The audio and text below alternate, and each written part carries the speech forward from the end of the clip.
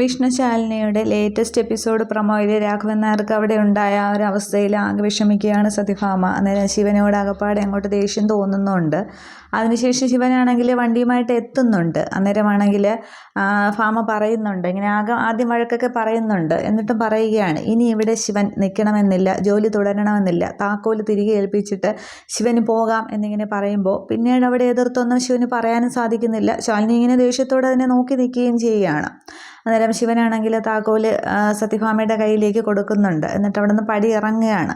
ആ ഇറങ്ങുന്ന ആ ഒരു ടൈമിൽ അവിടെ റൂമിലോ ഹാളിലോ ആണ് വിഷ്ണുവിൻ്റെ ഫോട്ടോ അവിടെ തൂക്കിയിരുന്നല്ലോ, അത് വീണ്ടും ഉടയുകയാണ് ചെയ്യുന്നത്. അന്ന് അവിടെ ബലി നടത്താനായിട്ട് പോയപ്പോൾ ഫോട്ടോ ഇവിടെ വീണുടഞ്ഞില്ലേ, അതേപോലെ ആ ഫോട്ടോ തന്നെയാണ് വീണ്ടും പിള്ളയാണെങ്കിൽ വീണ്ടും ഫ്രെയിം ചെയ്ത് കൊണ്ടുവച്ചല്ലോ, അതേ ഫോട്ടോ തന്നെ വീണ്ടും വീണുടയുകയാണ് ചെയ്യുന്നത്. പക്ഷെ അവർ ആദ്യം കാണുന്നില്ല.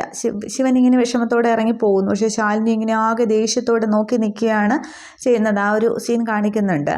അതിനുശേഷമാണ് നേരത്തെ കമ്മിങ് സൂൺ പ്രൊമോയിൽ എന്ന പോലെ യോഹന്നാനാണ് എൻ്റെ അടുത്ത് ആൻ്റണിയും ഡേവിസും കൂടി ചെന്ന് പറയുന്നുണ്ട്, ഇപ്പോൾ കളക്ടർ ശാലിനിയാണ് നമുക്ക് പണിയുമായിട്ട് നിൽക്കുന്നതെന്ന് പറയുമ്പോൾ ഇനി അവളെ നേരിടാനായിട്ട് നമുക്ക് സാധിക്കില്ല, അവളെ നേരിടാനായിട്ട് വേറൊരാൾ ഇവിടെ തന്നെ ജീവിച്ചിരിപ്പുണ്ട് എന്ന് പറഞ്ഞിട്ടാണ് ഈ സുസ്മിതയുടെ കാര്യം തന്നെയാണ് കാണിക്കുന്നത്. ശാന്തിയും സമാധാനവും ഉള്ളിടത്ത് അശാന്തിയുടെ വിഷവിത്തായിട്ട് അവൾ അവിടെ ഉണ്ട്. സ്വാമി പൂർണ്ണാനന്ദ തിരുവടികളോ അങ്ങനെ എന്തോ പേര് പറഞ്ഞിട്ട് ആ ഒരു ആശ്രമത്തിൽ അവൾ അവിടെ ഉണ്ട് എന്നിങ്ങനെ പറഞ്ഞിട്ട് കരുണ ആശ്രമം എന്നിങ്ങനെ ബോർഡൊക്കെ കാണിക്കുന്നുണ്ട്.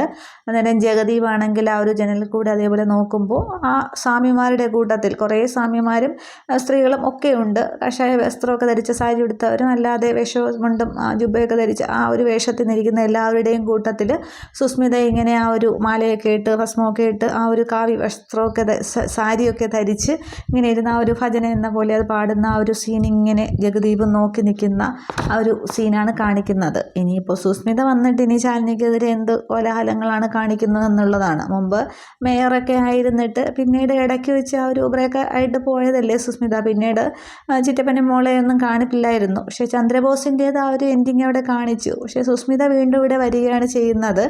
ഇനി ചിലപ്പോൾ യോഹന്നാൻ്റെ ആളായിട്ടായിരിക്കും വീണ്ടും ശാലിനിക്ക് നേരെ ഒരു പടപ്പുറപ്പെടുന്ന പോലെ ആയിരിക്കും വരുന്നതൊക്കെ. അതിനെന്താ വീണ്ടും പ്രശ്നങ്ങളിലേക്ക് തന്നെയാണ് ശാലിനി ഇങ്ങനെ പോയിക്കൊണ്ടിരിക്കുന്നത്. അപ്പോൾ അതിനെ രക്ഷിക്കാനായിട്ട് ശിവനാണോ ശാലിനിക്ക് കൂട്ടായിട്ട് നിൽക്കുന്നത് എന്നുള്ളതും പിന്നീട് ആ സ്കൂളിലെ കുട്ടികളുടെ ഫംഗ്ഷൻ വരുന്നതുണ്ട്, അതുണ്ട്.